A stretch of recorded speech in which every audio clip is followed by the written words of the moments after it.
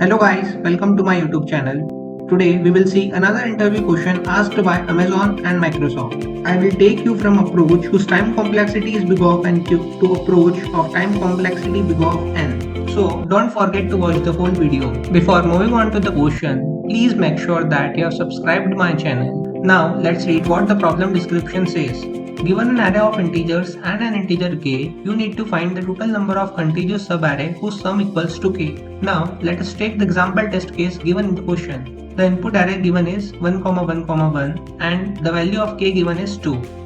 We can clearly see that there exist two subarray in the given array, that is 1, 1 and 1, 1 whose sum equals to k. So our output is 2. Now let's take some more good test cases so that we can understand the question properly. Let's consider the case when the input array given to us is this and k equals to minus 10. So we can clearly see that there exist three subarray whose sum equals to minus 10. That is, this subarray sum equals to minus 10, this subarray sum equals to minus 10 and this subarray sum equals to minus 10.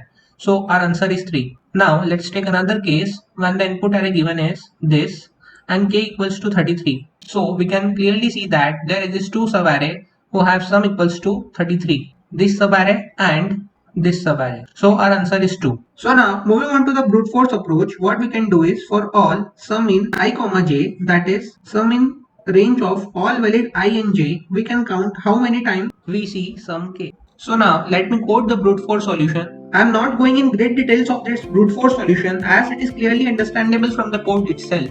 Now let's try to run the code on some sample test cases. Now let's try to run the code.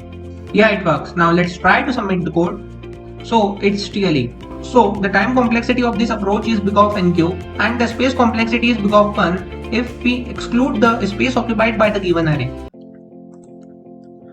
So how can we optimize the solution? Actually, we are required to find the sum in a given range to find the sum of subarray. So we do not need to calculate the sum of subarray again and again as what we are doing in our previous approach. So what we can do is we can recalculate the sum values so that we do not need to find them again and again. Let me explain what we need to do. So what we can do is we can maintain the cumulative sum from left to right, which is also known as prefix sum. So for example, if we need to calculate the sum of subarray between index 1 to index 3, so if you observe the sum is minus 20. So let's see how can we find the sum of this subarray between index 1 to index 3 using this prefix sum. So if you observe carefully, this tan is storing the sum of elements from index 0 to index 3, and as you know we have to find the sum of subarray from index 1 to index 3. So if we subtract this value, that is element at index 0 from element at index 3, then we will get our required sum. That is, so what is the benefit of calculating this prefix sum? The benefit is that we do not need to calculate the sum of subarray again and again. What we can do is we can store the cumulative sum in the prefix sum array, and whenever it is required to calculate the sum of subarray, let's say from index 1 to index 3, we can calculate it in O1 time. Let's say we have to find the sum of subarray between index j and I, that is, this is j and this is I. So to calculate the sum of subarray from I to j, what we are supposed to do is that since this element is holding the sum from 0 to j and this element is holding the sum from 0 to I minus 1. So if we just subtract the sum, that is from 0 to I minus 1 from sum 0 to j, then we can get our required answer. And if I equals to 0, then what we need to do? So if I equals to 0, then our sum I comma j will be equals to sum from 0 to j. Fine.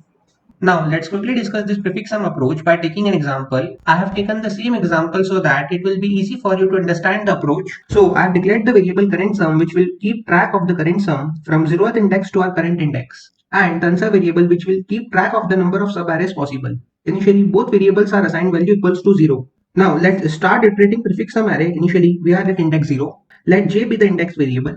While iterating, we must take care of the two conditions. Whenever current sum is equals to k, then we should increment our answer count. Or whenever the previous sum that we have encountered while iterating the array is equals to current sum minus k, then also we should increment our answer count. Now let's discuss an example. Initially j equals to 0 and the current sum is equals to 10. Now let's change the value of the current sum equals to 10. Now we have to perform the two checks as we have discussed. So is current sum equals to k? So is 10 equals to minus 10? No. As there is no previous sum that we have encountered so far, so the second condition will not be valid. Fine. So we move to index 1. Now, up to index 1, the current sum is 12. So now we have to perform the check. Is 12 equals to k? No. 12 is not equals to minus 10. And for the second condition, we have to perform the check. Is 12 minus k is equals to any previous sum that we have encountered so far? So is 12 minus k equals to 10? No. I have taken 10 as the previous sum, as 10 is the only previous sum that we have encountered so far, right? So now we will move to index 2. So the current sum till index 2 is 10. Now let's change the value of the current sum to 10. Similarly, for index 2, we have to perform the same checks. So is 10 equals to minus 10? No. And for the second condition, we have to perform the check. Is 10 minus k is equals to any previous sum that we have encountered? So is 20 equals to any previous sum that we have encountered? No. So we will move to index 3, right? So till index 3, the current sum value is minus 10. Now let's change the current sum value to minus 10. So now we have to perform the similar check. So is minus 10 equals to minus 10? Yes. So we will increment our answer variable count. And for the second condition, we will check is minus 10 minus k is equals to any previous sum that we have encountered. Let me write down what we have to check. So what we need to check is 0 equals to any previous sum that we have encountered. So this condition is not true. Fine. So now we will move to index 4. So current sum till index 4 is equals to 0. So let's change the current sum to 0. So is 0 equals to minus 10? No. For the second condition, we have to perform check. Is 0 minus k equals to any previous sum that we have seen so far? So is 10 equals to any previous sum that we have seen so far? So on observation, we see that we have seen sum 10 two times as our previous sum, this and this. So we will increment our answer variable by 2. So it will be changed to 3, right? So at last, we come to the conclusion that there exists 3 subarray whose sum equals to minus 10. So as we have discussed, in this approach you will make use of prefix sum array. I have converted the original array into prefix sum array, but if you want you can create a new array and then convert that new array into prefix sum array with the help of given array, right? By doing so, it will cost us extra ON space, so we will not be doing that. Now we will iterate over the array with the help of for loop. The current index position is marked by index j. The element of prefix sum at index j implies sum from index 0 to index j in the original given array, right? So if current sum is equals to k, then we will increment our answer count, and then standing on the current index we will see that is there any index at which the value is equals to current sum minus k. So if this condition satisfies, then we will also increment our answer count, right? We will be continue doing that for all the elements in the prefix sum array, and after the iteration of the whole prefix sum array, we will finally return our answer count. Now let's try to run the code. Yes, it works. Now let's try to submit the code. Yes, it works. So the time complexity of this algorithm is big of n square and the space complexity of this algorithm is big of 1 if we neglect the space occupied by the given array. So how can we optimize our solution? So one thing that we can use is map or hash map. Since in our prefix sum approach, one loop is used in iterating over the array and one loop is used in finding the element whose value is equals to current sum minus k. So we can optimize this procedure and we can find the element whose value is equals to current sum minus k in a constant time by using hash map. So what can we do is we will maintain a pair. The current sum will act as a key and the number of times that sum had been seen will act as a value.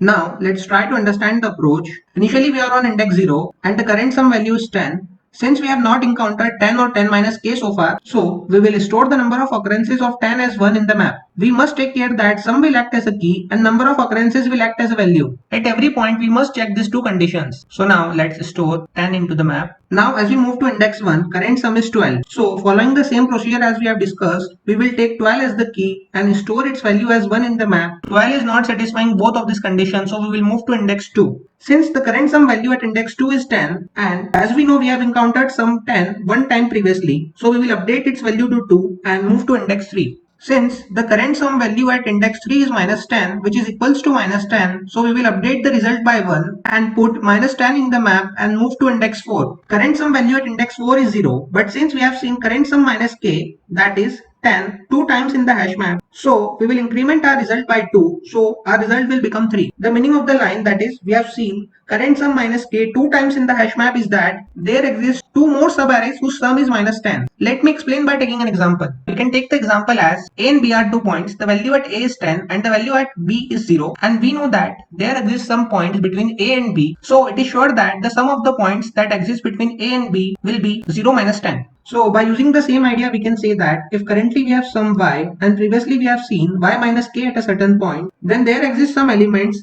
between that 2 points which can sum up to k, right? I hope this approach is now clear to you. Now let's move to the code part. We will make a hash map. Sum will act as a key and the number of occurrences of that sum will act as a value. Initially our current sum is 0. Result will store the number of subarrays possible. So if current sum is equals to k, then we will update our result. We will perform another check, that is map already contains current sum minus k as a key? If yes, then we will increment the result by getting the number of occurrences of current sum minus k, and at last we will store the occurrences of the current sum in the map. After the iteration of the whole array, we will finally return the result. So now let's try to run the code. Yes, it works. Let's try to submit the code and see the verdict. Yes, it works. So for this approach, the time complexity is big of n and the space complexity is also big of n due to hash map. So if you like the video, please press the like button, and if you are new to my channel, please subscribe to my channel for more such videos regarding coding interview preparation, and comment down on which question or topic you want the next video. Till then.